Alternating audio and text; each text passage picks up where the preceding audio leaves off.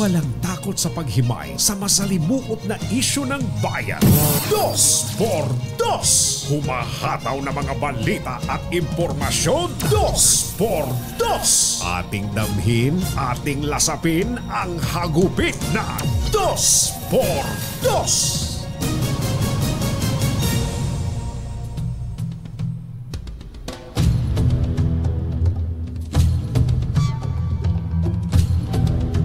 Nakialam na po si Pangulong Bongbong Marcos at inatasan ang mga nagbabangayang senador at kongresista na gawin ang pag-amyenda sa konstitusyon ng tahimik. Walang gulo.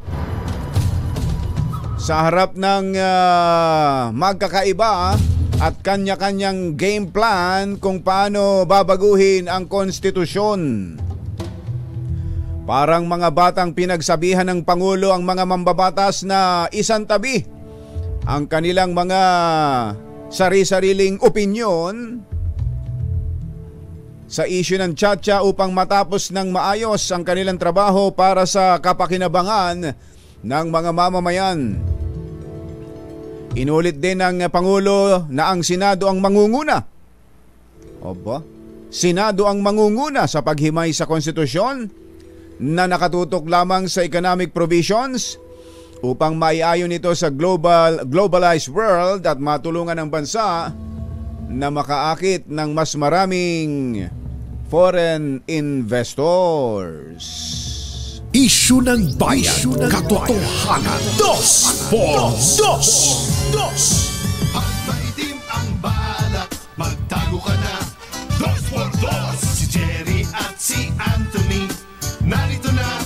2x2. Hahataw ng todo, urado ka. 2x2. Ang katotohanan, dala nila. 2x2. Walang sinasamba pali, maniwala ka. 2x2. Hataw ng gusto, tol, umasa ka. 2x2. 2x2.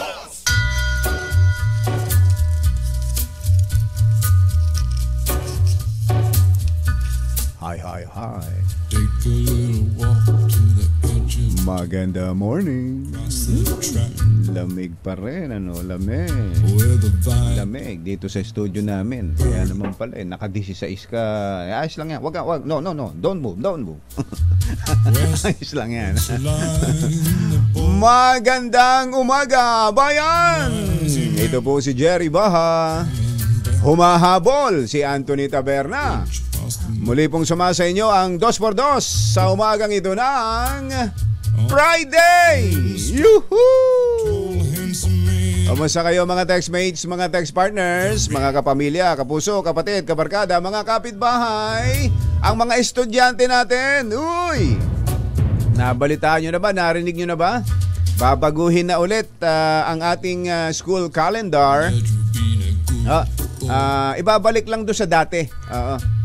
Doon sa panahong natatandaan mo ba, Sherwin, kung kailan ito sinimulang inong binago? Dati naman ang pasukan June eh. Binago ho yan eh.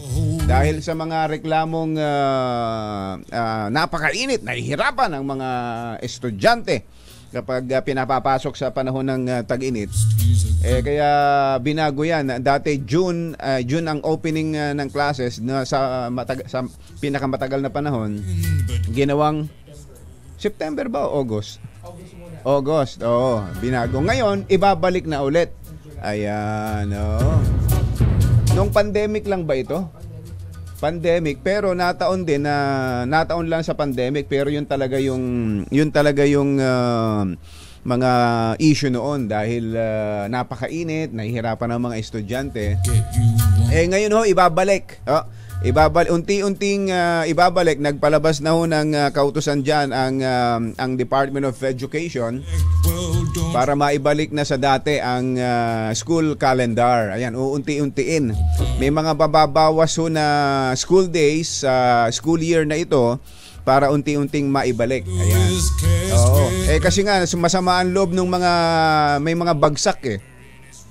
Oh, di ba dati yung mga may back subjects, nababawi nila yon para sa next school year dahil dun sa tinatawag na summer classes. Ayan. Dahil nawala na ng summer classes, dahil nawala ng summer, dahil may pasok na during summer, ay ayun. May babalik na ang summer classes ng mga bulakbol. ng mga naghahabol ng mga bumagsak na mga subjects. Ayan. Mamaya tatalakayin ho natin yan sa kabuuan ng palatuntunan. Kukuha ho tayo ng mga update dyan. Bukod ho dito sa latest na ang Pangulo na mismo ay umentra na dito ho sa usapin ng charter change. Sabi nga siguro ako na. Eto na. Makapagsalita na nga. Sa harap po nitong hindi matigil-tigil na bangayan ng mga senador at kongresista. Bagamat nitong mga nakakaraang araw parang unti-unti nang humuhupa. Meron na lang ilan na hindi pa rin mapigilan at nauuwi na sa iba't ibang issue, hindi lang dun sa issue ng charter change. Sabi ho ng Pangulo, maybe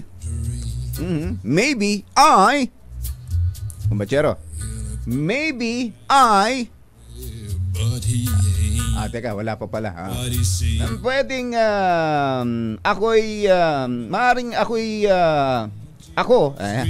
hindi ko pa pala nabasa. Don't proclaim, but some were saying I need to intervene. Ayan. Maaring hindi ko sinasabi, pero ang sabi daw po ng iba kailangan na siyang makialam. Ako have been talking to both sides for a long time. Ayan. Kinakausap ko na ang magkabilang panig sa matagal ng panahon. But you know, Pangulo pala kung mag-English ganun. I mean. But you know, what for me is more important than these proclamations and pronouncement is to get it done. Ayun. Matapos yan. Hindi yung mga cheche-boreche. Parang sa madaling salita, ganun po ang sinasabi. Wala nang masyadong maraming sat-sat at dakdak. Pinaka-importante, matapos yan. Yan. We just want to get those amendments incorporated into the Constitution to improve the chances of investment and upskilling of our people. Sige nga, pakinggan nga natin mismo yung naging pahayag ng Pangulo. This has been decided very long ago from both the leaders of both houses. Maybe I don't proclaim, but sinasabi na kailangan kong pumasok, matagal na ako nag-usap sa pagkabila. But it's what for me is more important than to make these proclamations, what's the pronouncements. What's more important is to get it done. So that's what we're doing. We do it quietly. We do it, without any fuss. We just want to get those amendments incorporated into the Constitution to improve the chances of investment and upskilling of our people. Yung pala yun. Hindi pala sa talumpati kundi ambush interview sa Pangulo. Ayan, kaya tingnan natin, subaybayan natin kung smooth sailing na ba ang charter change na ang sabi ho ng mga nakakaintindi talagang kailangan na ng ating bayan. Ang mga kumbatsero ng bayan, Katunying at Ka-Jerry. 2x2. Oras po natin, Mr. Jalomtang, 6:11. 1 minuto na lang bago mag 6:12. Engineer Tony Nanggel, ACS Balita, susunod na.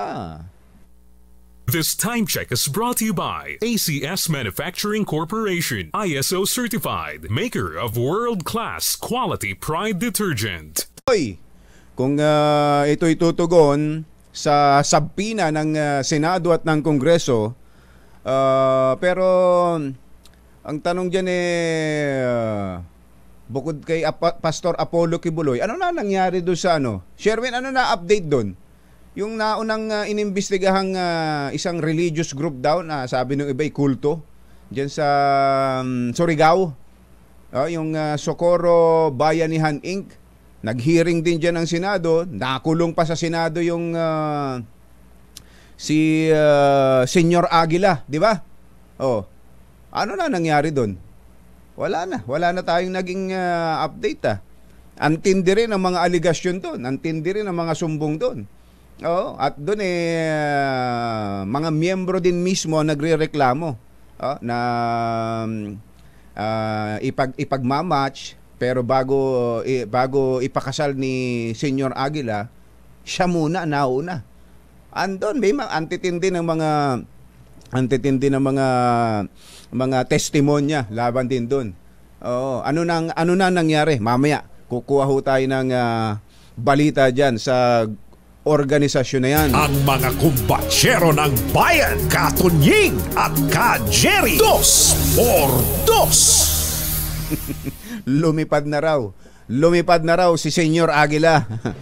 Balitang makatotohanan, balitang maaasahan. ACS Balita. Walang makakaligtas, walang makakalampas. Saan mang sulok ng kapuluan, Luzon, Visayas hanggang Kamindalawan, basta't may balita, ipagwagwagan ng sikat na tagapagbalita. ACS Balita. Kasama ang 2x2 tandem Anthony Taberna at Jerry Baha. ACS Balita. Ang programang ito ay hatid sa inyo ng ACS Manufacturing Corporation, ISO Certified, maker of world-class quality Pride detergent. Araw ng Wednesday, Feb 21, 2024. Narito na po ang ulo ng ating ACS Balita. Piso sale promo inulunsad ng AirAsia. Pangulong Bongbong Marcos hindi nagbabago ang posisyon laban sa ICC. Pangulong Marcos bukas na kasuhan ang China sa cyanide fishing sa Baho de Masinloc. NEDA at DOLE nagbabala sa epekto ng 100 pisong dagdag sahod sa mga maliliit na kumpanya at maging sa bilihin. FB page ng Valenzuela City Police na biktima ng mga hackers. At asong tinangkang sagipin ng amo, nahagip ng tren sugatan sa Naga City. Magandang umaga Luzon, Visayas, Mindanao. Good morning Philippines. Hello world. Sa pangalan po ni Anthony Taberna, ito po si Jerry Baha at ito ang ACS Balita. Sa detalye ng ating mga balita, inanunsyo po ng budget carrier na AirAsia Philippines ang kanilang piso sale ngayong 2024 at maaaring magpabook hanggang sa February 25.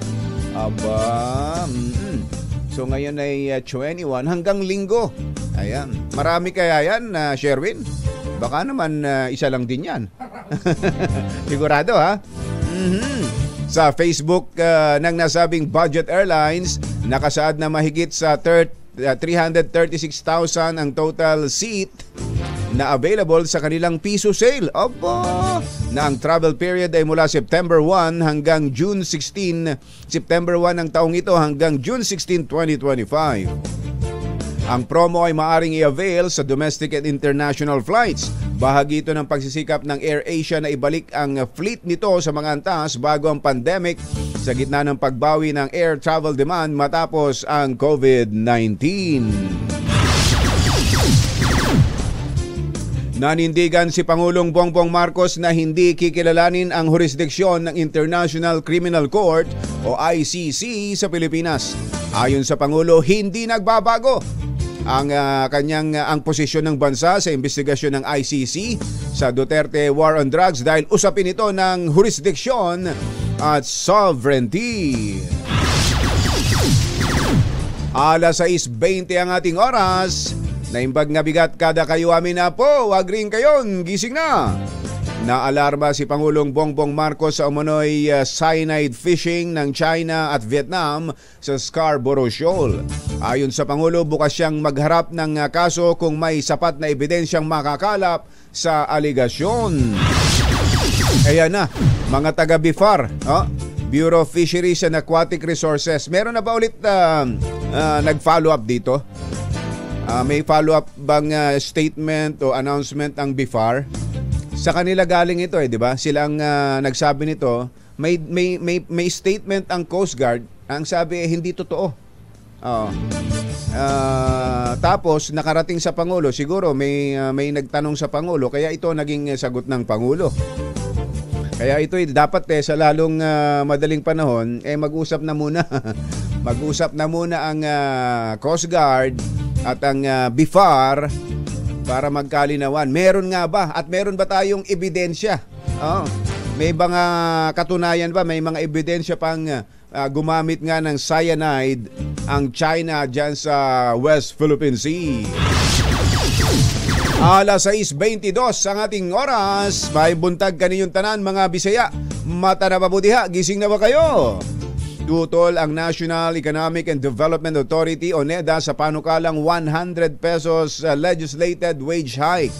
Ayon kay NEDA Undersecretary Rosemary Idilion, hindi makakayanan ng mga micro, small and medium enterprises kung ipatutupad ang malaking dagdag sahod na ito para sa mga manggagawa sa pribadong sektor. Magugunitang ito po'y inaprobahan na sa Senado. Hanggang third and final reading. Ito hong panukalang 100 pesos wage increase. Nagbabala naman ang Department of Labor and Employment ng taas presyo sa mga pangunahing bilihin sa oras na maisabatas. Ito ngang 100 pesos wage hike. Ayon kay DOLE Secretary Benvenido Laguesma, pabor naman siyang itaas ang purchasing power ng mga manggagawa, pero may impact ito sa mga micro and small businesses.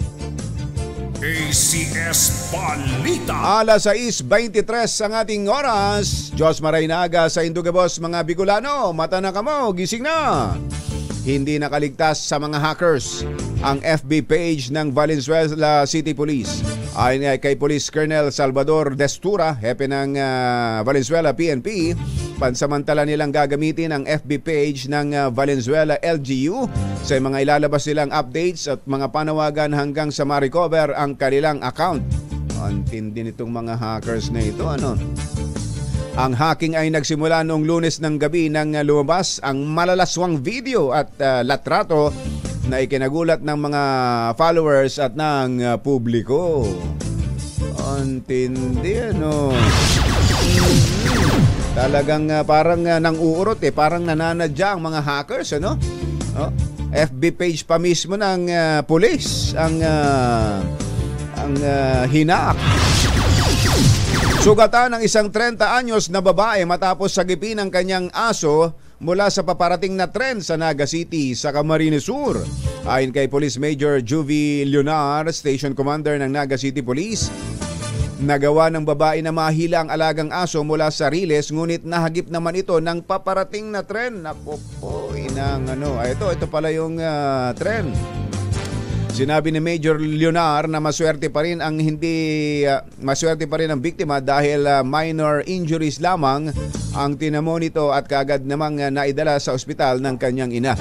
Nagpaabot ng tulong ang pamunuan ng Philippine National Railways sa pamilya ng babae. Paalala ng PNR sa mga residenteng nakatira malapit sa mga sariles, obserbahan ang distansya upang maiwasan ang aksidente. Mga nakatira sa home along the Riles, kaya lang kuha na nila yan sanay na sila sa ingay, sa daan ng tren, kaya normal na sa kanila yon, kaya minsan hindi na rin hindi na rin nila alintana ang panganib.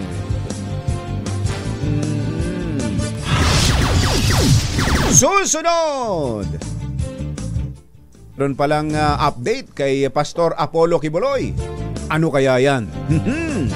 at iba pang mga nagbabagang balita sa pagpapatuloy ng CS Balita. alas 6:26 ang ating oras. This time check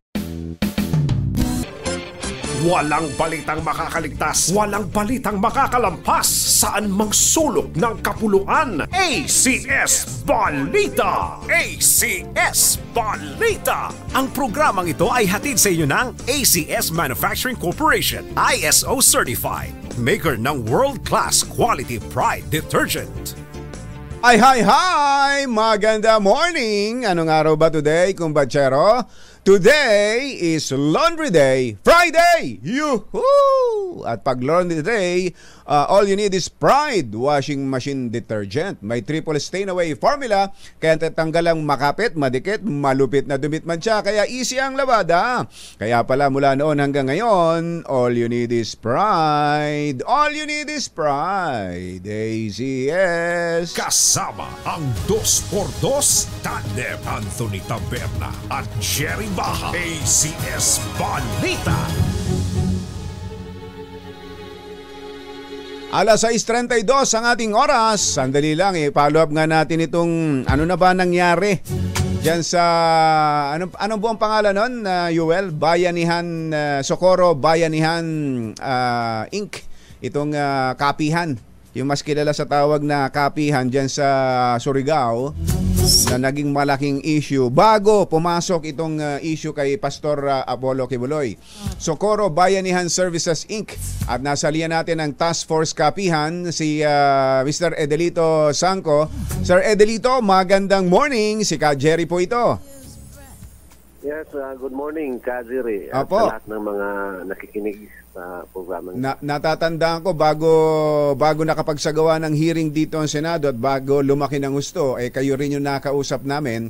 Ano na po ang update ngayon dyan sa inyong lugar? At matapos po yung investigasyon ng Senado, na nakulong pa itong ilang leader ng grupong yan, ano na naging update dyan sa inyong lugar?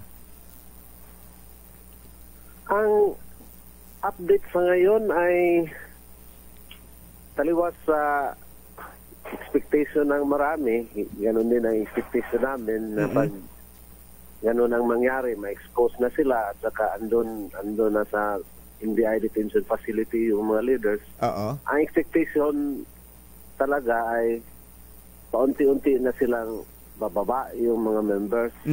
Isa ngayon intact pa rin. Ganon?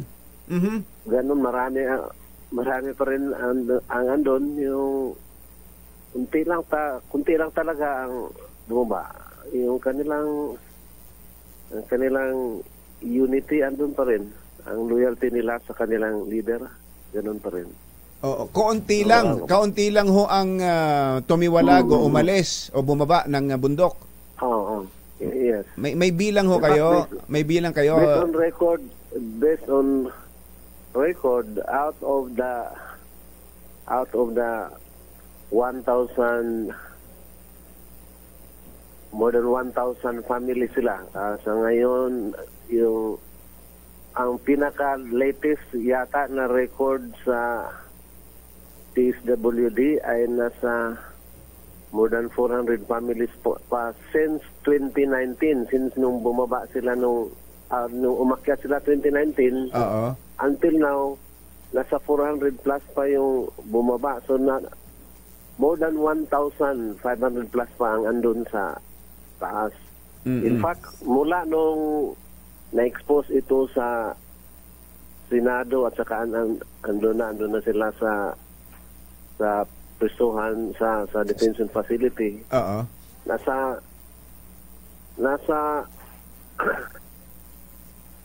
3 families pa yata yung bumaba, 3 pa.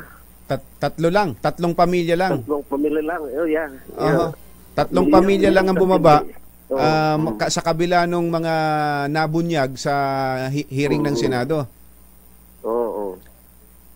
Ano hong kwento ng 3 pamilya?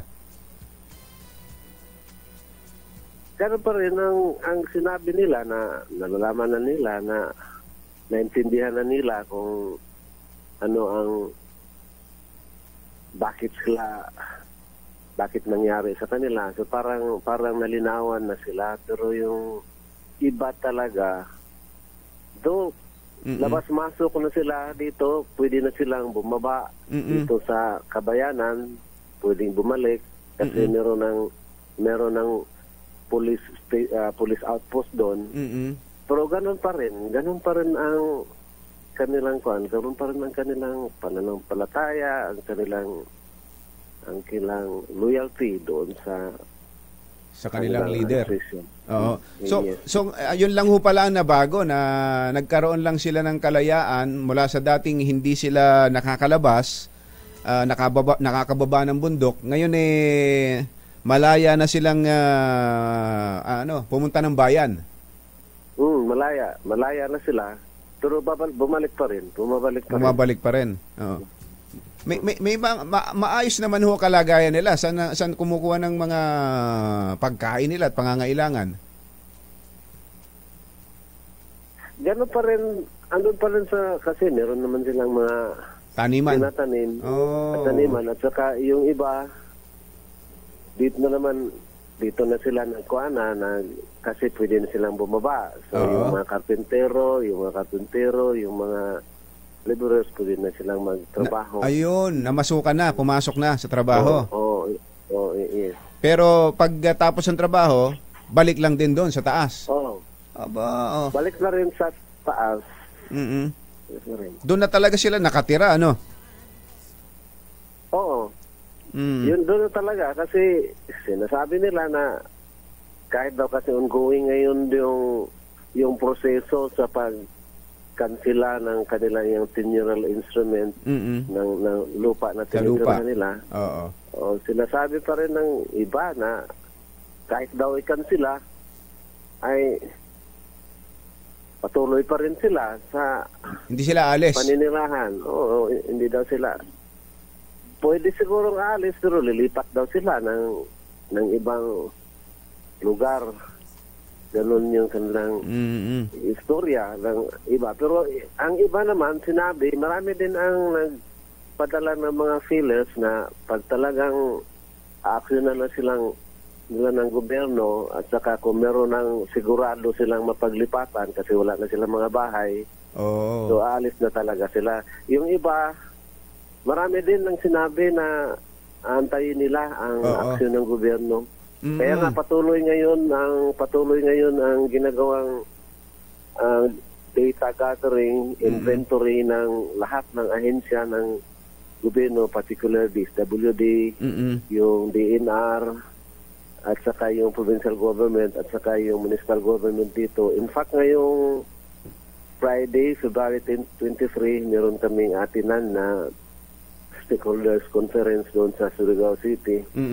So para i-finalize na yung ilan ba talaga sila, ilang pamilya, sino-sino sila, at para mapatuloy na yung programa ng gobyerno para sa kanila. Maaaring ganun talaga hinihintay na lang ho ng ibang mga miyembro na nag-aalala na sa kanilang magiging kalagayan. Dahil, di ba, yan yung mga nagbenta ng kanilang mga bahay, mga ari-arian, tsaka umakyat ng bundok. Kaya wala silang babalikan. Yan na nga, walang babalikan. Kaya nga sa reintegration ng plan ng Municipal Government of Socorro, ay ibalik sila doon sa kanilang mga barangay kung saan sila nakatira prior sa 2019 nung pumunta sila sa Tapihan. Pero maintindihan naman natin na nagalanganin din sila kasi wala silang babalikan. So dito marami na namang nag-alok ng tulong, marami nang pumunta dito, mga NGOs. Pumunta nga dito yung Gawad Kalinga. So, meron ng mga inilatag na mga proyekto dito, at saka tawa ng Diyos, sumunod naman sila sa reintegration plan ng LGU na dapat ibalik sa mga barangay. So yung Gawad Kalinga, gano'n na rin, nag-prepare na, nag-identify ng mga beneficiaries doon din sa barangay. So parang nagiging, yung sa Gawad Kalinga, di ba kung makita natin, meron talaga siyang specific na village na din sila. Pero dito rin, kino-customize na rin ng Gawad Kalinga na doon na lang talaga sa kanilang barangay. Yan ho'y isang pribadong organisasyon. Siguro dapat ang matawagan din ang NHA o ang Department of yung DSUD, yung housing department natin para mabigyan ng pabahay ang mga miyembro.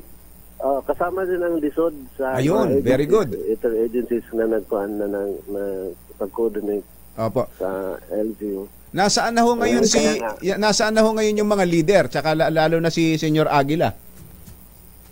Nasa NBI detention facility sila sa ngayon. Pending resolution ng Supreme Court. Meron kasing motion na pinafile ang Department of Justice na ilipat yung kaso nila in Manila Court, sa Manila Court. Kasi dito pinafile dito sa Siargao. So, yun, pending na wala pang korte na nakatanggap sa kanilang kaso. Andun muna sila sa NBI. Detention facility ng NBI. Yes. Ilan ho yun? Sa Muntinlupa. Ilan ho yun? Yeah. Ilan sila? 13. 13, oo. Sa ngayon, wala bang pumalit na leader sa kanila dyan? Baka naman merong panibagong senior dyan, baka hindi naman Senyor Aguila o baka Senyor Uwak naman ang pumalit dyan. Meron silang mga bagong set ng mga officers at meron silang mga second line na mga leaders na nag-assume at sa ngayon parang they're getting instructions, getting orders. Wala pa rin doon sa kanilang leader. Iba ho talaga kapag napaniwala ng ganyan. No? Biruin mo, mga may pinag-aralan, mga teacher, at kung sino-sino nagbenta ng kanilang mga ari-arian at umakyat dyan sa bundok. Talagang medyo mahirap bakbakin sa isipan nila yung naitatak sa utak nila. Ano ho, sir? Yun na nga kasi nakausap ko nga yung aking kasi yung isa sa mga pamangkin ko, isa yun sa mga early marriage na nakuhaan sila na subject to early marriage at babae. Kasama pa doon sa sinabi ng witness sa Senado na yung pinaluhod mula sa gate papunta ng bahay allegedly ni Berens na 200 meters away from the gate nakaluhod kasi hindi sila nagpagalaw ng kanilang supposedly husband. So aktibo naman siya sa social media, babae, alam yung lahat ng mga pangyayari. Pero yung tinanong ko, that was October 28 pa. Tinanong ko siya, ano ba talaga ang status ng pananampalataya mo na isa kang biktima at saka mismo si Berens sinabi sa Senado na hindi ko naman ito ginusto, wala naman ako gusto ko pang mag-aral. Ang sinabi ko sa kanya, tinanong ko ano ba talaga ang status ng pananampalataya mo ngayon. Ganun pa rin daw. Ganun pa rin. Oo. So, hindi na bago. Ano? Okay, ganun pa rin katindi pala yung in a span of 4 years since 2019 na meron ng isinaksak sa kanilang isipan. Ang hirap pala talagang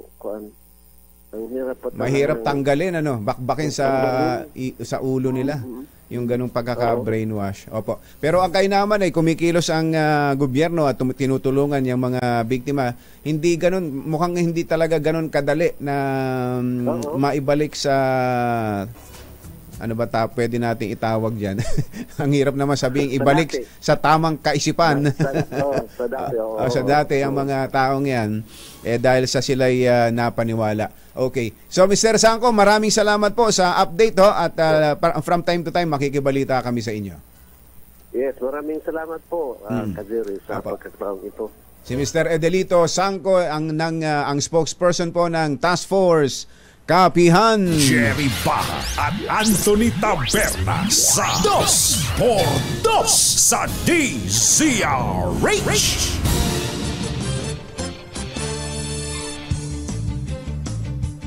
Kabilis ng oras, 6:46 ang ating oras. Sa ilan pa nating mga balita, nagbanta ang Kongreso na ipaaresto si Pastor Apollo Kibuloy kung iisnabin nito ang inilabas na sabina kaugnay ng dinirinig sa isyu ng paglabag sa prangkisa ng Sunshine Media Network International. Ayon sa mga kongresistang miyembro ng House Committee on Legislative Franchises, nakahanda na ang selda ni Kibuloy sa Kamara kapag nagmatigas itong huwag sumipot sa itinakdang pagdinig sa Marso 12. Ayun, March 12 pala, Engineer Tony Nanggel. Itinakda ang hearing. Handa namang sumunod ang kampo ni Pastor Apollo Kibuloy sa legal na proseso ng investigasyon sa mga ligasyong ibinabato rito. Ayon kay Attorney Ferdinand Topacio, bagamat hindi pa nila natatanggap ang sabina ng Senado at ng Kongreso, handa naman daw silang sumunod kung ito'y naayon sa batas. Inatasan ng Pangulong Bongbong Marcos ang DSWD na tiyaking hindi liliit ang halaga ng perang ayuda na ibinibigay ng gobyerno sa gitna ng inflation. Ayon kay DSWD Secretary Rex Gatchalian, nais ng Pangulong magtulungan ang DSWD, NEDA at PSA o Philippine Statistics Authority para mapag-aralan kung paano i-adjust ang mga cash aid tulad ng 4Ps. Inabulaanan ni Vice President Sara Duterte ang mga paratang ng isang testigo sa Senado na siya at ang kanyang ama na si dating Pangulong Digong Duterte ay tumanggap ng bag ng mga baril mula kay Pastor Apollo Kibuloy. Ayon kay VP Sara, hindi na siya nagulat pa sa mga naglalabasang paninira laban sa kanya na inaasahang titindi pa sa mga susunod na araw. Naghatid sa kabuuan ng ating ACS Balita. Sa pangalan po ni Anthony Taberna, ito po si Jerry Baha. Kasama ang 2x2 tandem Anthony Taberna at Jerry Baha. ACS Balita. Totohanan, balitang maaasahan. ACS Balita. Ang programang ito ay hatid sa inyo ng ACS Manufacturing Corporation, ISO Certified, maker ng world-class quality Pride detergent. Ang takot sa dalawang to. Kaya kung maitim ang balak, Magtago ka na! Anthony Taberna, Jerry Baha, 2x2.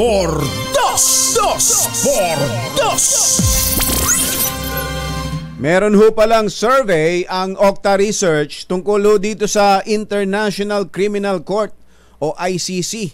Nagtanong ho pala sila sa mga kababayan natin sa kanilang mga sinurvey kung payag ba kayong sumanib ulit ang Pilipinas sa ICC. Eto po mga magulang at mga mahal na taga-subaybay, sa Okta Research Survey, mas marami ho pala sa atin ang mas gustong bumalik ulit tayo sa ICC. 59%. 59%. Survey na ginawa nila noong December 10 to 14 ay 59 of the respondents ay pumayag o nag-agree to rejoin ICC.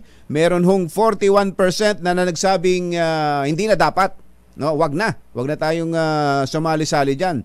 At ito hong survey nila ay ginawa hanggang hindi lang dito sa Metro Manila, meron sa hanggang sa Mindanao.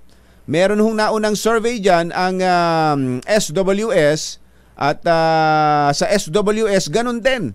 Mas marami din palang mga Pilipino ayon sa survey ng SWS ang nagsasabing ang sumusuporta na bumalik ang Pilipinas sa ICC. 53%. Sa kanilang mga sinorvey ang pumayag at ang mga ito'y may nauna pa pala doon mula sa dating 45%. Ang mga tumututol naman sa ICC investigation mula sa naunang 24% bumaba sa 21%. Ibig sabihin yung mga dating tumututol ngayon ay pumapayag na tayo'y bumalik sa pagiging miyembro ng International Criminal Court. Nako, ayan, ay susubaybayan natin ang mga susunod na pangyayari dyan.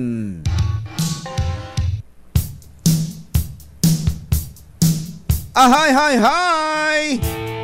Tingnan mo nga naman, ating Annabel Tapalya. Kumusta ba si Katoy B? Si Dr. Sam De Lasa, saan ba biyahe ngayon?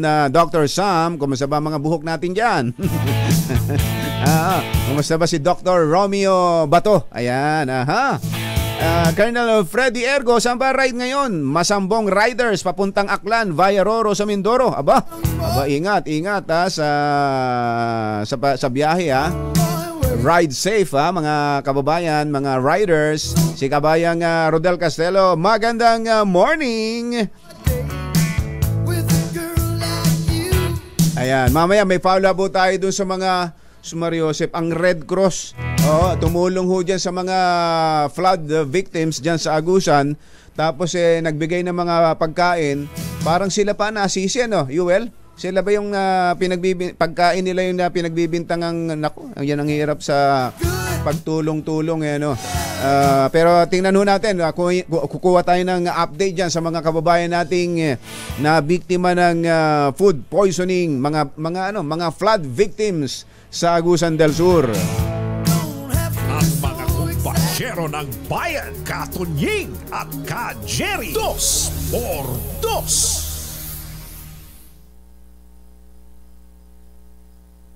KBP, oras Kapopoy, alas 7 na. Masamang tao lang ang takot sa dalawang to. Kaya kung maitim ang balak, magtago ka na. Anthony Taberna, Jerry Baha, 2x2. 2x2.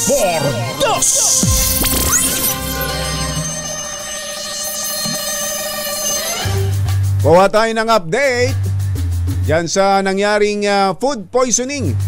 Food poisoning nga ba nangyari diyan sa mga evacuees o mga flood victims sa Agusan del Sur? Ito ang report sa atin ni RH52, Edniel Parosa. Kami na Edniel. Jerry, ikinabahala ng Philippine Red Cross itong pagkaka-hospital nga ng 216 na katao sa Agusan del Sur dahil sa sinasabing food o waterborne illness sa bayan ng Esperanza na itinuturo ay sinisisi sa pagkain galing sa food truck nito sa barangay Tandang Sora. Ayon sa PRC, nakatutok ito sa kaligtasan ng mga pasyente at ng mga apektadong residenteng tinutulungan pa rin itong isugod agad sa mga pagamutan. Hanggang kahapon, hanggang kagabi, inulap ng PRC Agusan del Sur na 70 pasyente na na-discharge at naihatid ng non-government organization. Nagtayo na rin ito ng welfare desk sa Esperanza Medicare Community Hospital para sa anumang agarang request na maisugod sa iba pang pagamutan. Gayunpaman, hindi pa rin makapagbigay, Jerry, ng hot meals itong PRC sa buong probinsya dahil suspendido nga ang distribusyon habang nagpapatuloy ang investigasyon sa food poisoning. Sa pahayag na inilabas lamang ngayong umaga, tiniyak nitong Humanitarian Assistance Group na suportado ng Philippine Red Cross ang pagsisiyasat at nakikipagtulungan na rin sa mga lokal na opisyal hinggil sa nabanggit na insidente. Idiniin ng Red Cross ang pahayag ni Esperanza Mayor Deo Manpatilan Jr. na ayaw pang sisiin ng hanay na gusto lamang umanong tumulong sa gitna ng trahedyang dulot ng Shirline o NBA extension. Uulitin natin, wala pa. Hindi pa alam kung yung pagkain mismo ang may problema. Correct.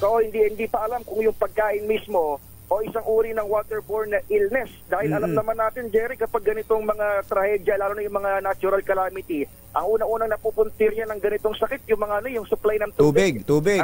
Tama. Pag kumain ka nun, mga tulad nun, mga food packs, hindi naman kailangan mo ng panulak, kailangan mo ng tubig.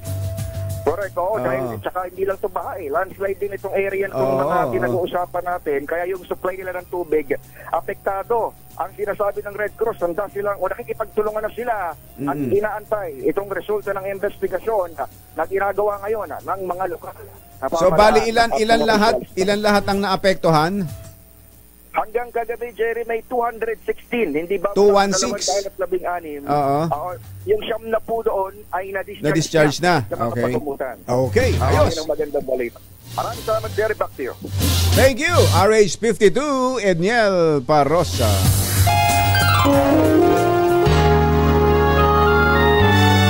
Kauna-unahan sa Pilipinas. NBC Manila Broadcasting Company. DZRH, member, kapisanan ng mga broadcaster ng Pilipinas. Balitang bagong-bago, balitang dapat alam mo, balitang magdadagdag ng talino dahil bagong impormasyon, makibalita, unang-una sa DZRH.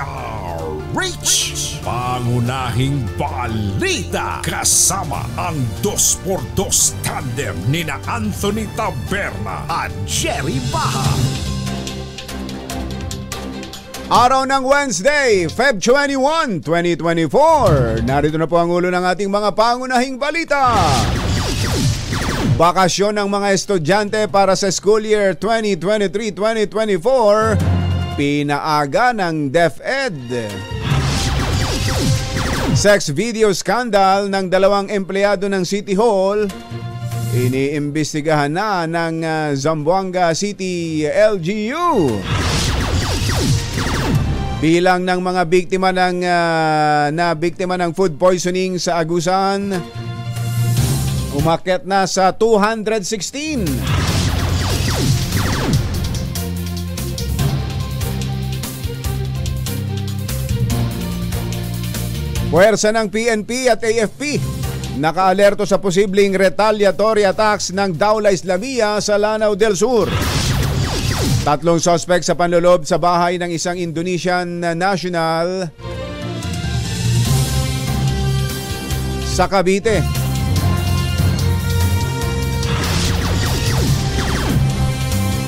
Mga senador at kongresista, pinagsabihan ng Pangulo na magtrabaho na lang ng walang gulo para sa economic cha-cha. Magandang umaga Luzon, Visayas, Mindanao. Good morning Philippines. Hello world. Sa pangalan po ni Anthony Taberna, ito po si Jerry Baha. At ito ang Pangunahing balita. Detalye ng mga balita sa aming pagbabalik. Alas 7:05 ang ating oras. Champion, gawang Sa detalye ng ating mga pangunahing balita, pinaaga ng Department of Education sa Mayo at 31 ang pagtatapos ng school year 2023-2024. Sa Department Order number 3 ni VP at DepEd Secretary Sara Duterte, paghahanda ito sa pagbabalik ng lumang academic calendar pagsapit ng school year 2026-2027. Magsisimula naman ang school year 2024-2025 sa ika-29 ng Hulyo at matatapos ng May 16, 2015. Ibig sabihin sa Hunyo 1 hanggang Hulyo 28 na ang school break ngayong taon mula sa original na June 17 hanggang August 15. Sa ibang balita, isang video ang kumakalat sa Zamboanga City kung saan sangkot ang dalawang empleyado ng City Hall. Meron ba tayong kopya nito, Yuel? Sherwin? Itong video na ito? Isang video daw po ang kumakalat sa... Bawal ipalabas. Ipakita mo muna kay Norman para malaman natin kung pwedeng ilabas yan o hindi. Isang video ang kumakalat sa Zamboanga City kung saan ay sangkot ang dalawang empleyado ng City Hall. Ayan Picture ito ng... ito ba City Hall ng Zamboanga? Ba't hindi? Ang ganda, no? Ang iskandalo ay may kaugnayan sa isang empleyado na may mataas na posisyon na humirit ng sex sa isang job order employee para maging regular ito sa trabaho. Nako po, sir. Sir, kaagad na bumuo ang LGU ng komite na tututok sa investigasyon sa sex video scandal.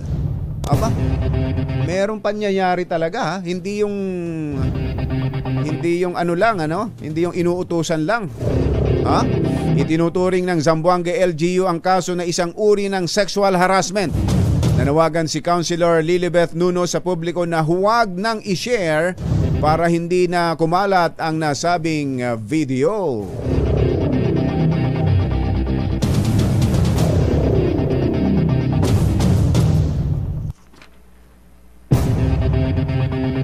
Alas 7:11 ang ating oras. Sandalit, makibalita lang tayo mula sa Teachers Dignity Coalition. Makakausap natin si Teacher Benjo Basas ng Teachers Dignity Coalition. Sir Benjo, magandang morning. Si Ka Jerry po ito. Yes, Ka Jerry, good morning. At magandang umaga po sa mga nakikinig at nanonood sa atin. Ikaw ba, Ka Benjo, ay nagtuturo pa? Yes sir, no, dito tayo sa Caloocan High School pa rin. Ganun Senior ba? High School. Anong tinuturo nyo? Senior High School po. Anong subject? Social Science. Social Science. Ganun ba? Hindi ba? Mabutit nagagawa nyo pa rin yung trabaho ninyo para sa Teachers Dignity Coalition. Di ba alam natin ang trabaho ng teacher, kutakot-takot eh. Opo, while ngayon, this month po, beginning this month, naka-study leave po tayo. Ay tinatapos na yung ating PhD. Hindi pa naman. Medyo na-delay tayo. Masteral. Opo, masteral pa lamang. Okay.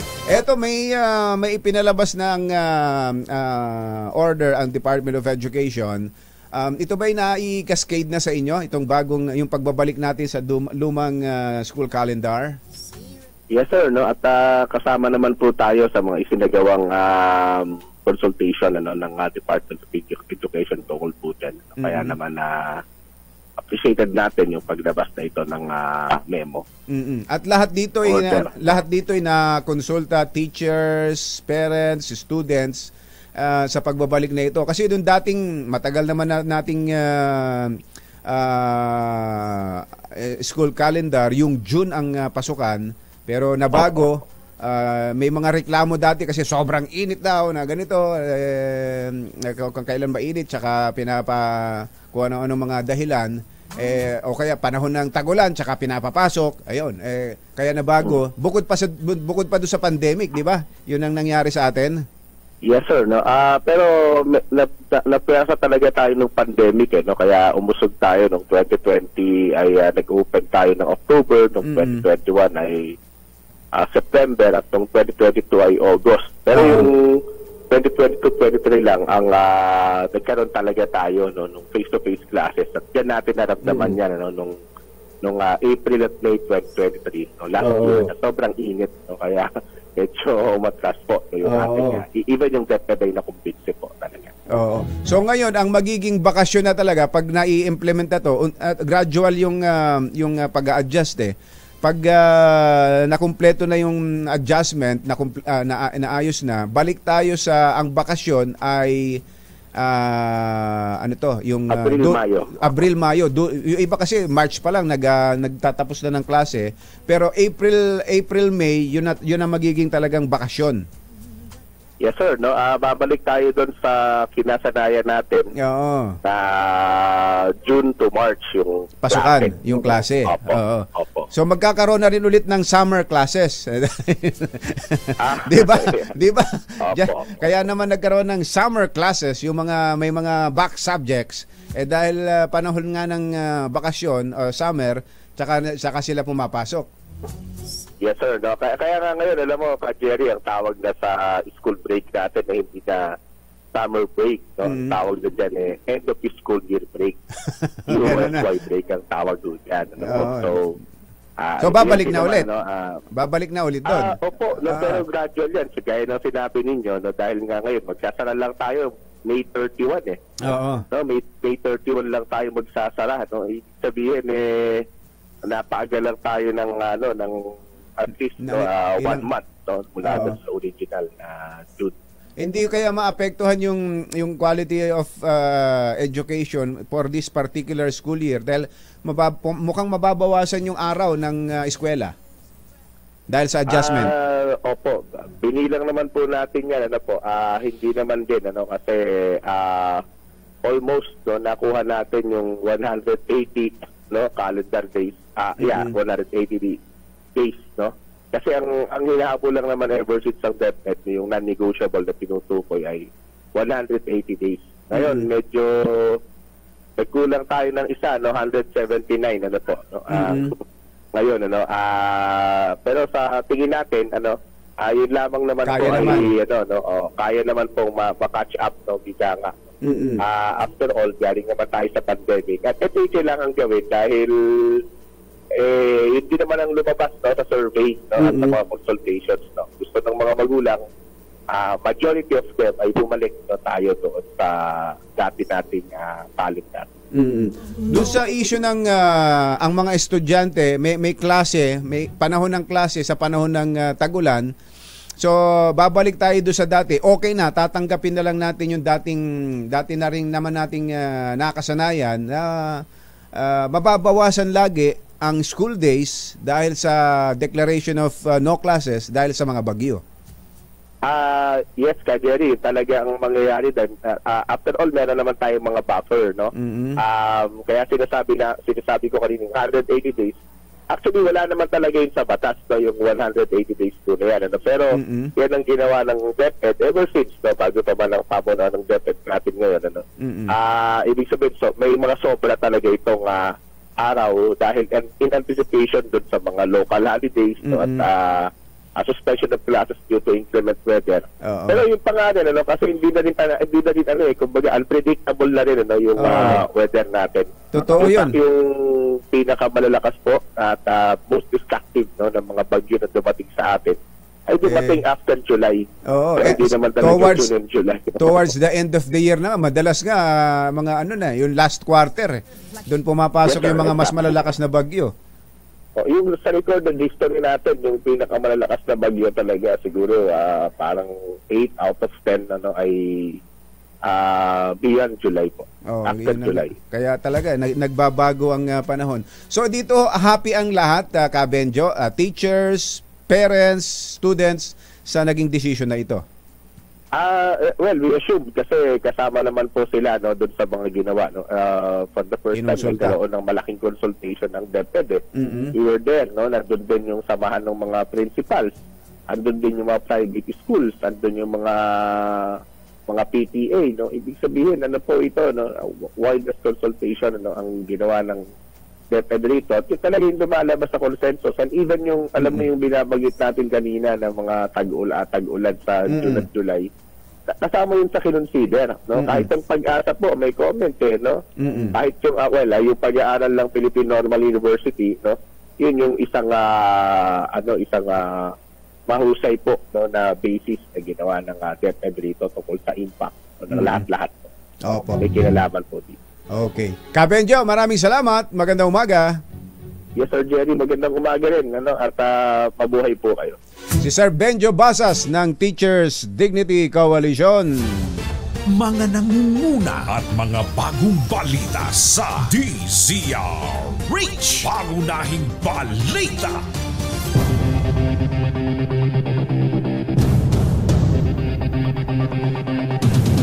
Sa ilan pa nating mga balita, umakyat na sa 216 ang isinugod sa ospital matapos na ma-food poison sa Esperanza, Agusan del Sur. Iniinda ng mga pasyente ang pananakit ng tiyan, pagkahilo at pagsusuka matapos kainin ay pinamigay ng isang food truck na Red Cross sa Barangay Tandansora. Sinuspindi na ni Governor Santiago Cani Jr. ang distribusyon ng pagkain ng nasabing food truck habang hinihintay ang resulta ng laboratory test.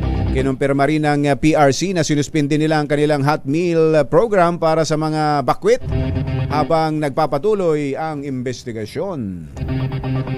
Naka-alerto na ang pwersa ng PNP at AFP sa posibleng resback ng Daula Islamia matapos ang bakbakan sa Munay, Lanao del Norte.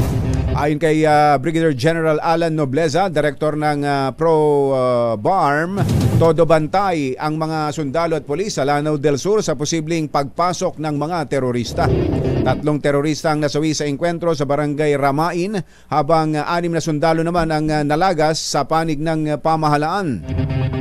2 sa mga namatay ay kinilalang sina Monid at Ariado na parehong bihasa sa paggawa ng pampasabog at sinasabing kamag-anak ni Gaddafi Mimbesa na mastermind sa pambobomba sa Mindanao State University noong nakaraang Disyembre. Itinuturing na persons of interest ang 3 pulis sa naganap na pagnanakaw sa bahay ng isang Indonesian national sa Kawit, Cavite. Tumanggi muna si Lieutenant Colonel Richard Corpus, hepe ng Kawit Police, na ibunyag ang pangalan ng 3 pulis na isinasangkot sa robbery habang nagpapatuloy ang investigasyon ng Binong Special Investigation Task Group.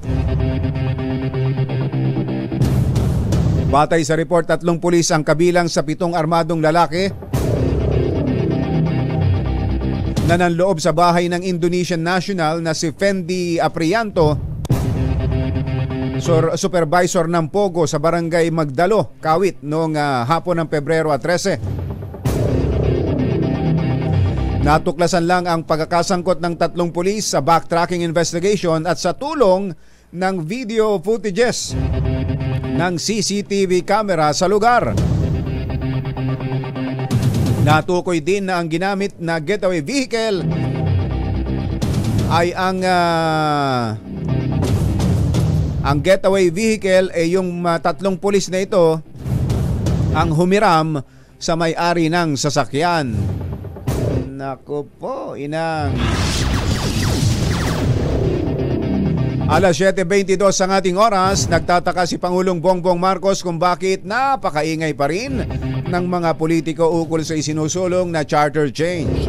Ayon sa Pangulo, matagal nang tapos ang isyong ito noong makaharap at makausap niya ang 2 lider ng Kongreso. Sinabi ng Pangulo na tahimik lamang siya na nag-oobserba sa isyu ng Chacha, gusto niyang matapos na ito. Samantala, nilinaw ng Pangulo na ang Senado ang mangunguna sa pag-amyenda sa saligang batas.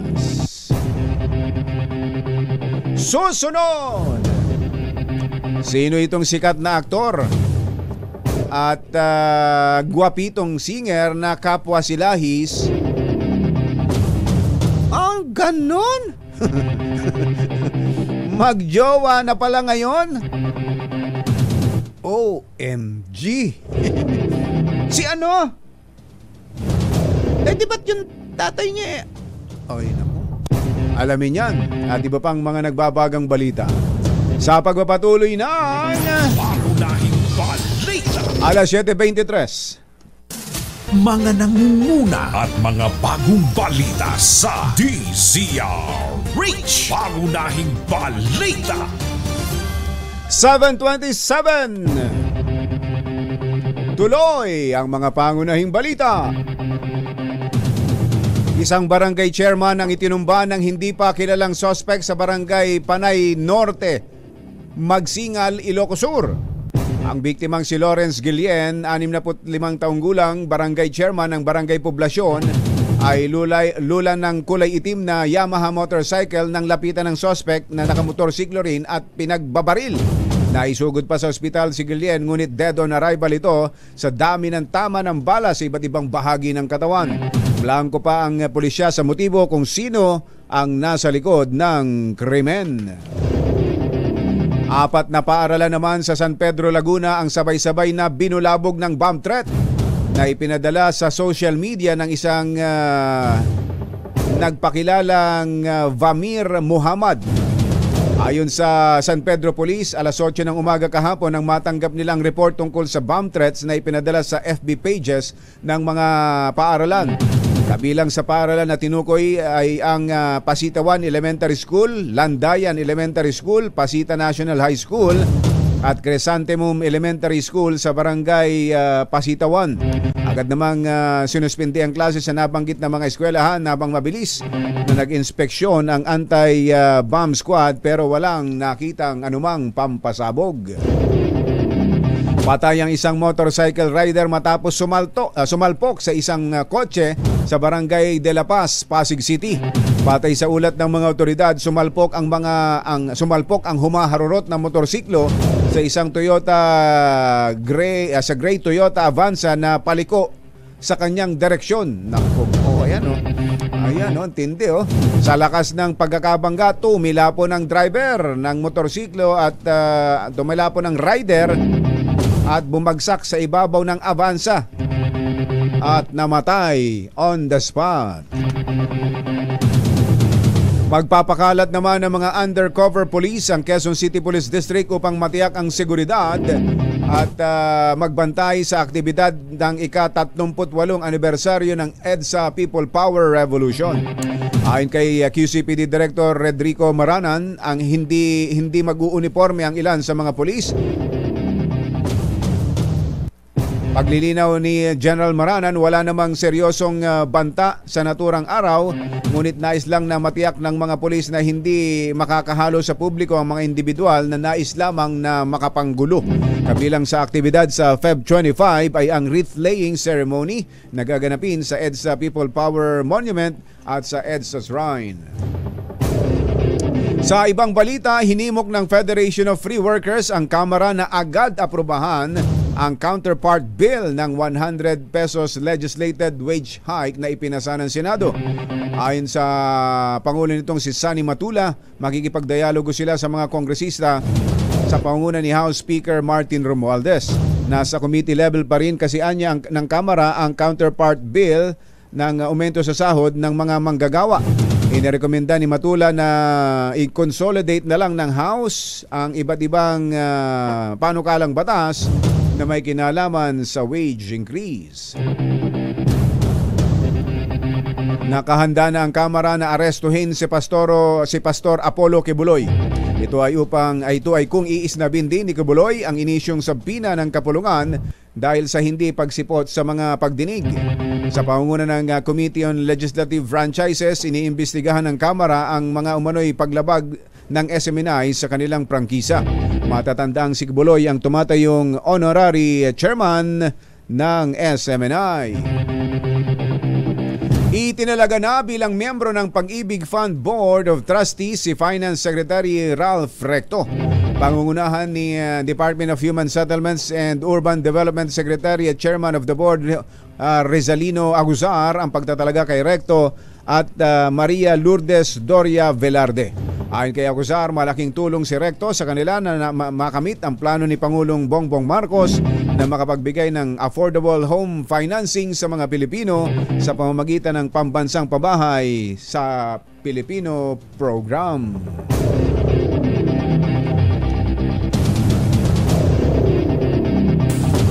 Pangunahing balita sa showbiz. Magandang dilag, puso ko. Yeah! Eto na, Kuyang Els Bartolomeu. Els Bartolomeu, magandang morning. Tingnan mo nga naman oo.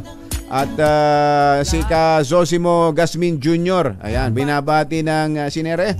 73rd birthday si Pampanga Vice Governor Lilia Pineda. Si Lanay Lilia, ngayon pa mismo ang birthday.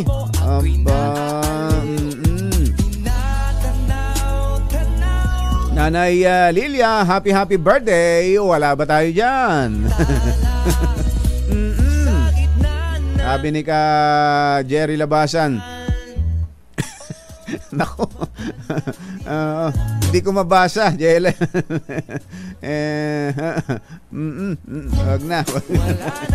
Ang inawang kong buhay ito. Mr. Jalom Tang, magandang morning.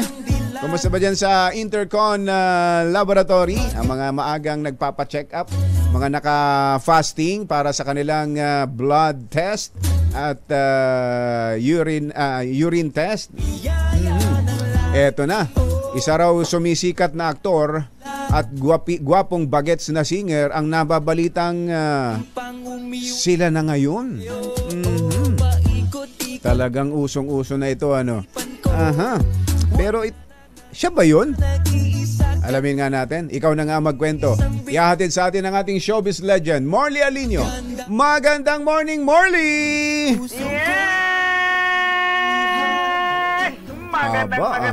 Magandang morning, Luzon, Visayas at Mindanao. Good morning sa iyo, Ka Jerry, na kung saan nakakaloka as in super mega nakakabaliw ang kwentang hatid natin ngayon dahil yung hinahangaan nating bagets na gwapong aktor ay jowa pala niya ang isang baget singer din na sumisikat ngayon. Dati-rati ay napapansin na ng mga tao ang closeness at sweetness ng dalawa. Pero but this time ay matindi na talaga. Kung paniniwalaan ng chika ka, Jerry. Ano? Ito raw si singer, nagpaalam na sa kanyang nanay na jowa niya si aktor. Nagsabi na. Ganon. Makikita mo pareho naman silang gwapo, di lalo na yung aktor na may makapal na kilay. Na anak din ng isang kilalang aktor sa showbiz. Ayun. So nasa showbiz din yung tatay? Yes! Yung tatay ba ano rin?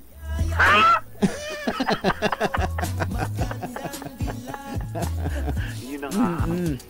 Kung sila'y nagpaalam na sa kanilang magulang. Teka, yung isa ba, yung anak ng isa ring kilalang aktor, nagpaalam na rin ba sa tatay Parang niya? Hindi nagpaalam, yung singer lang ang nagpaalam. Pero kung mapapansin mo, mas sweet at mas close sila ngayon sa isa't isa ni singer. Itong gwapong aktor na ito.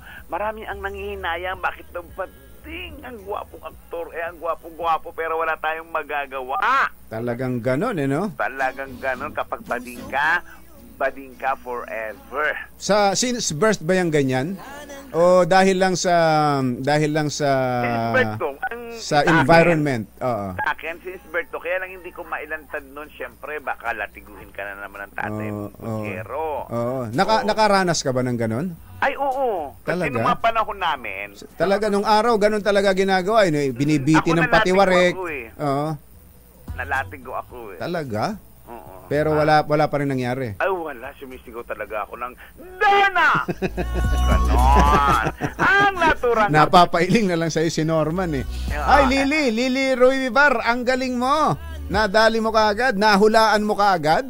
Magaling manghula yung mga si Lili, ang galing. Maging si Mami Sherry. Mami Sherry. Ramirez, ang husay manghula din yan eh. Alam ka agad kung sino? Alam agad niya si Mami Sherry Ramirez. Magaling yan. Kumusta ka ni Vic Lima? Ay, Vic Lima! Ayan. Ang naturang aktor. Clue! Sino daw, ano daw? Ang tinatanong nila kung sino yung tatay. Ako parang... Mas interesado sila doon sa tatay. Kung ito raw bang tatay nito, nilatigo niya. Biniti ng patiwarek ang anak niya. Parang hindi. Dahil?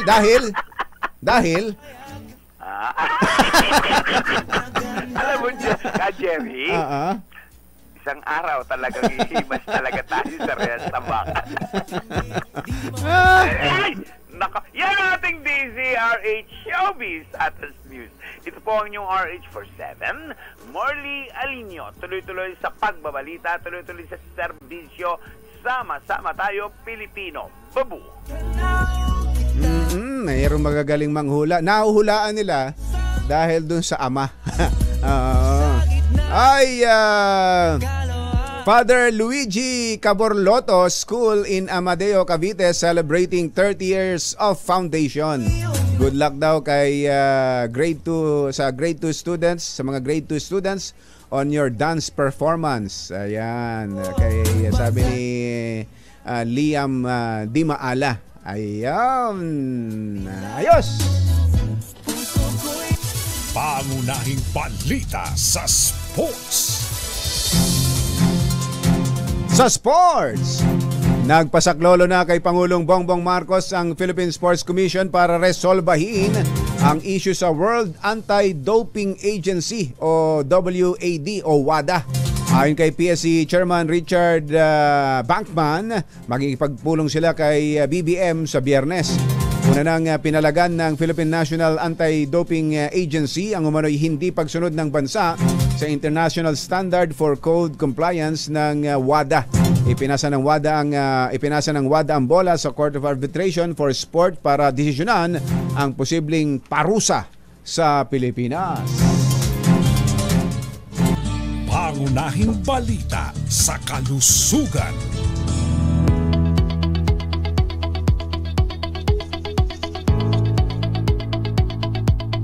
Sa ating health news,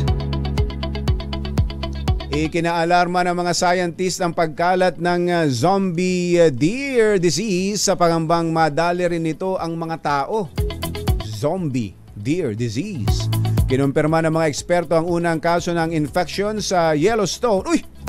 Yellowstone? Pinapanood ko to sa Netflix. Si Kevin. Hindi si Kevin Cosme. Kevin Costner talaga. Yellowstone. Panoorin niyo, ang ganda. Kaya lang hindi kumpleto. Lilipat ka ng Prime Video para mapanood mo yung ibang ang tawag doon, season. Meron pala talagang Yellowstone. Yellowstone National Park sa US. Kinumpirma po ng mga eksperto ang unang kaso ng infection sa Yellowstone National Park sa US noong 2023 na opisyal na tinawag na chronic wasting disease.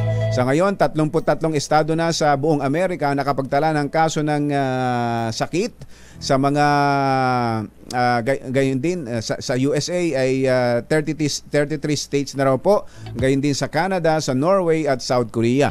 Ayon sa New York State Department of Health, pinipinsala ng sakit ang utak at karaniwang nagdudulot ng progressive loss of body condition, behavioral changes, labis na paglalaway at pagkamatay.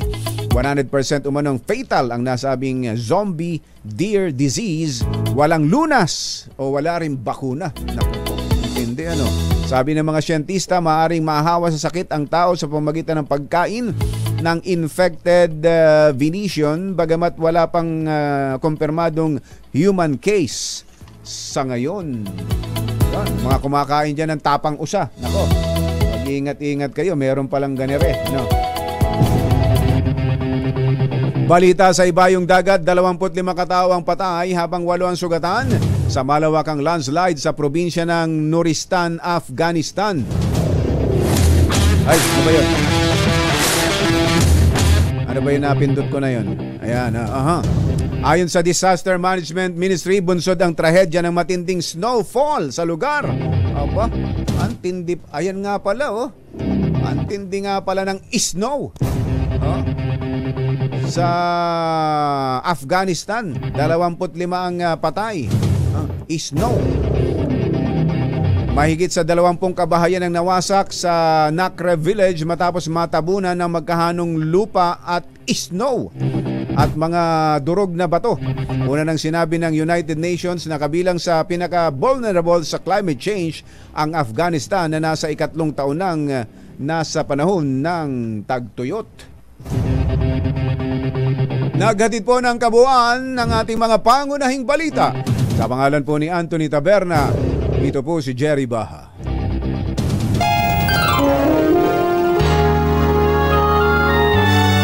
Kauna-unahan sa Pilipinas. NBC Manila Broadcasting Company. DZRH, member kapisanan ng mga broadcaster ng Pilipinas. Member KBP, oras. Kapopoy, alas 7:42.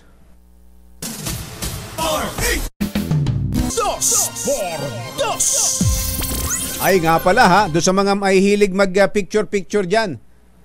Sa bagay, lahat naman tayo mahilig mag-picture-picture Mula nang mauso itong cellphone.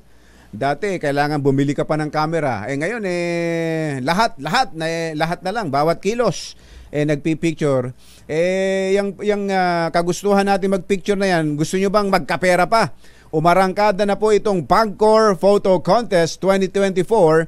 Ito nagsimula nung 15 pa ng Pebrero. Kaya inaanyayahan ng mga amateur and professional photographers na ihanda ang kanilang mga entries para sa tsansang manalo ng limpak-limpak na salapi. Ayan Ang tema po ng Pagcor Photo Contest ngayong taon na ito ay Harvest Time. Ayan Harvest Time.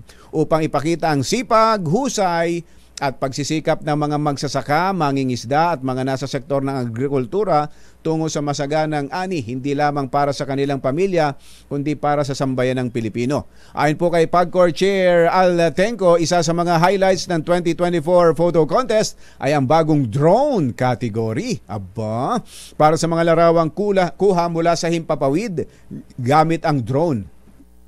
Ayan. Bukod sa drone, ay mananatili naman ang conventional category. Tampok ang mga larawang kuha gamit ang digital cameras at ang mobile category, tampok ang mga litratong kuha ng mga mobile devices o yung cellphone. Itinaas din po ng PAGCOR ang total cash prizes para sa Patimpalak, 2.23 million pesos mula sa dating 1.6 million pesos lang.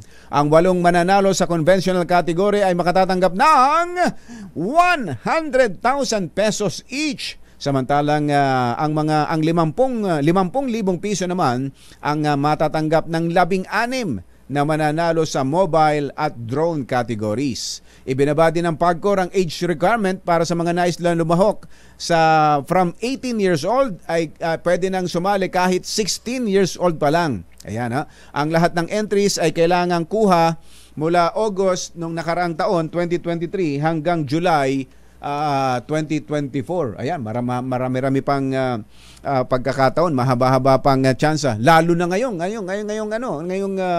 summer, papalapit na summer.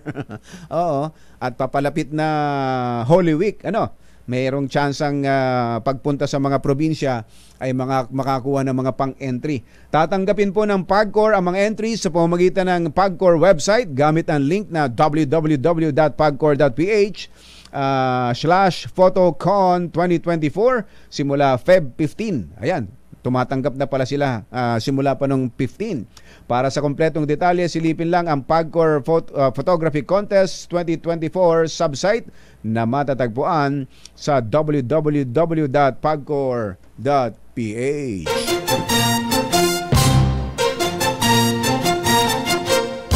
Katonying at ka-Jerry Anthony Taberna, Jerry Baha, ang samahang pinatibay na ng panahon. 2x2.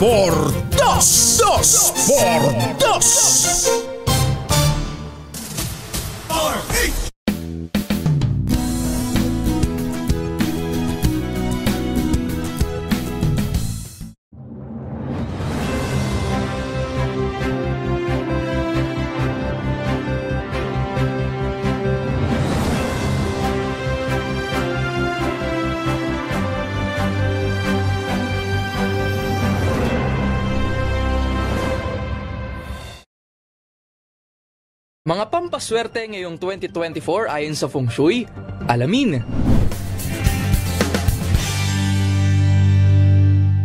Mas pinatapang na pagtatanong. Ultimately, Senator, you can say that there was no VIP treatment. Pinalawak na talakayan sa mga isyu ng ating bayan. Sobra na. Hindi lamang sobra na yung pangungurakot nyo, sobra na kahirapan ng taong bayan. Samahan niyo pa rin ako tuwing linggo, alas 12 hanggang 1:00 ng tanghali para alamin ang bawat katotohanan sa likod ng kontrobersya.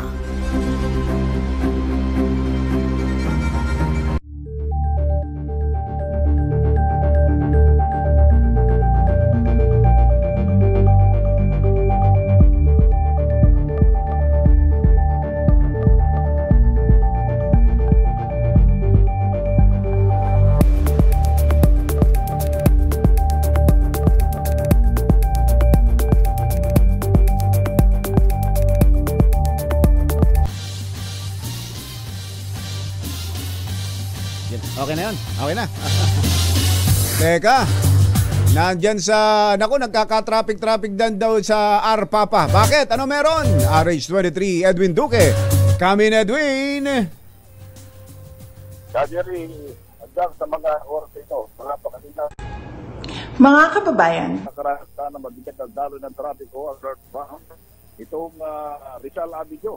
Kapag ikay ng monumento, yan pa lang sa may Avenue, ay halos gumagalaw yung mga sasakyan dahil yung tatlong magaso kayo ng Maynilad sa may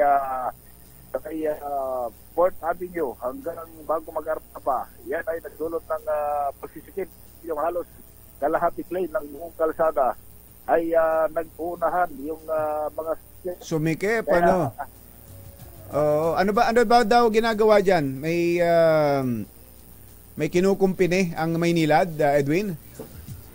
Ito lamang yung nakita ko kasi may mga bakal na nakabaon para maproteksyonan na hindi matibang yung ibig sabihin. Paralit yung hukay na inaayos ng Maynilad dito sa naturang mga lugar ng Rizal Avenue. Kaya mga kababayan natin na lalo na yung mga hindi alam na may mga ganitong sitwasyon na hanap ng ibang madaanan. Kung ikaw ng Arpapa, malapit pa Avenue hanggang Arpapa, hindi na maabala ka, Jerry. Doon sa kanilang paglalakbay, lalo na yung patungo ng Manila, napapasok ngayong umaga. Kaya mula dito sa Quezon Avenue hanggang Arpapa ay maghanap na lamang ng tibong daanan patungong Maynila para hindi maabala sa kanilang biyahe. Tapos, Panisares 1-3, Edwin Dugan, Papayo, Pilipino. Thank you, Edwin! Ang mga kumbatsero ng bayan, Katunying at Ka-Jerry. 2x2. Hi! Oy, si Paring Ray pala, Paring Ray Taladro. Ngayon mismo ang birthday. Tingnan mo nga naman, laba tayo dyan, Paring Ray. Kumusta ba si Paring Kaloy? Siya ba ang magpapahanda? Siya ang maghahanda ngayon? Ayos, yan. Pabago-bago ang panahon natin, pero unti-unti na talagang umiinit ang panahon at unti-unti nang nawawala ang lamig natin. Sa umaga na lang, ano?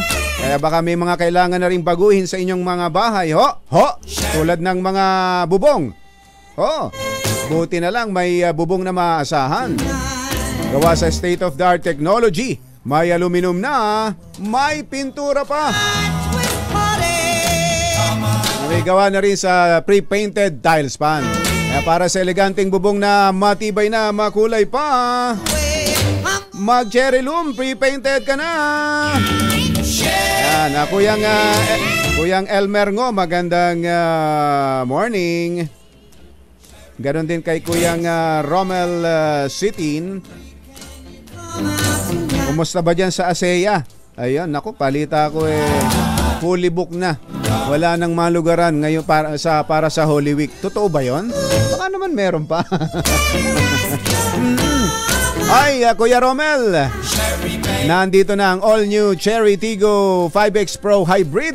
Ang pinakabagong hybrid vehicle na makakasama mo sa pang-araw-araw na biyahe ng barkada o pamilya. Fuel efficient at siksik sa features na swak sa katulad mong naghahanap ng sasakyang pangmalakasan ng dating. Safe at panalo sa advanced functionality. Meron po itong 1.5 liter turbocharged engine at 48 volt hybrid system na nagpapababa sa fuel consumption. O di ba? Suwabe sa kalsada, tipid sa gasolina. Secured ka dito dahil meron din itong 6 na airbags, full LED lights at double row daytime running lights, tulong para sa mas ligtas na biyahe. Kaya naman kung gusto mo nang masubukan ang all-new Cherry Tiggo 5X Pro Hybrid, bumisita na sa pinakamalapit na Cherry Auto dealership o kaya naman i-check out ang kanilang website www.cherryauto.ph.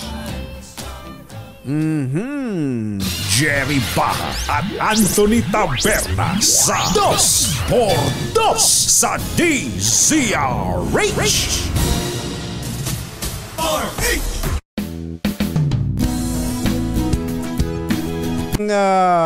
Estudyante pa ito batang babae na nawala dyan sa Bataan.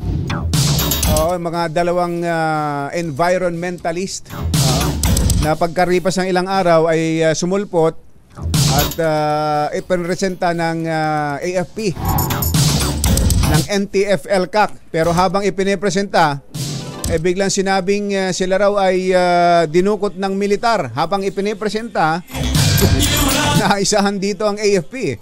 Habang ipinipresenta ng NTF-ELCAC, biglang sinabing sila raw ay dinukot ng mga sundalo at pinahirapan. Ito ho ang latest doon. Meron hong hukuman, may korte mula ho dyan sa Doña Remedios Trinidad na nagpalabas ng arrest warrant laban dito sa dalawa, sina Jonila Castro at Jed Tamano. At ito'y may kaugnayan sa oral defamation case na isinampa raw ng Department of Justice. Ayun. Dahil sa kanilang naging paratang sa AFP. Matapos na sila iharap at tulungan, ayun ang sabi ng militar, pero nung sila iharap, ayan, sabi sila raw ay dinukot at tinakot ng militar. Masamang tao lang ang takot sa dalawang to. Kaya kung maitim ang balak, magtago ka na. Anthony Taberna, Jerry Baha, 2 por 2. 2 por 2. Bukod do sa issue ng Chacha, ang inaantabayanan natin ay itong magiging tugon ni Pastor Apollo Kibuloy sa patawag ng Senado at ng Kongreso. Pero higit dyan, ang inihintay ho natin ay yung mga resolusyon, mga kinahinatnan ng mga investigasyong ito. Tulad ho ng nangyari dyan sa Kapihan o Bayanihan Socorro Bayanihan Inc.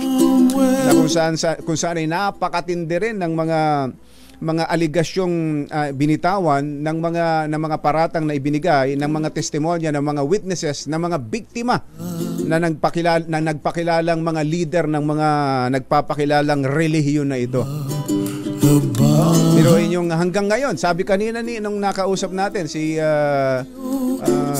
yung spokesman, hanggang ngayon hindi pa rin mapuknat, mabakbak sa isipan at andun pa rin sa kabila ng kanilang mga nasaksihan, andun pa rin at nananatili pa rin doon sa bundok yung kanilang mga naging miyembro.